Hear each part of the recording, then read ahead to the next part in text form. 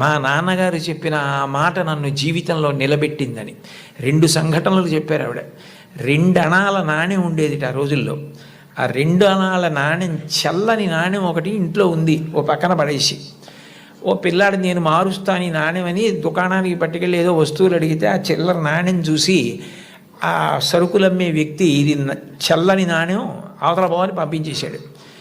లతా మంగేష్కర్ చిన్నపిల్ల గౌన్లు వేసుకొని తిరుగుతున్న రోజులు, నేను చూడు వెళ్ళి విజయం సాధించి సరుకులు పట్టుకొస్తానని పరిగెత్తికెళ్ళి గల్లా పెట్టెని ఉండేది, అది పెట్టె తెరవక్కర్లేదు, కన్న ఉండేది, అందులోంచి నాణ్యాలు పడేసేవారు పూర్వం. ఆమె వెళ్ళి ఇదిగో బేడ అంటే 2 అణాల నాణ్యం అనమాట, ఆ కన్నంలోంచి లోపల పడేసి కావలసిన వస్తువుల్ని తీసుకుని వచ్చేసింది ఇంటికి. వస్తువుని ఆ పిల్లాన్ని చూసి, చూడు నువ్వు వెళ్ళి చల్లని బేడతో ఏం తేలైపోయావు, నేను తెచ్చానంది. ఆ మాట విన్నారు.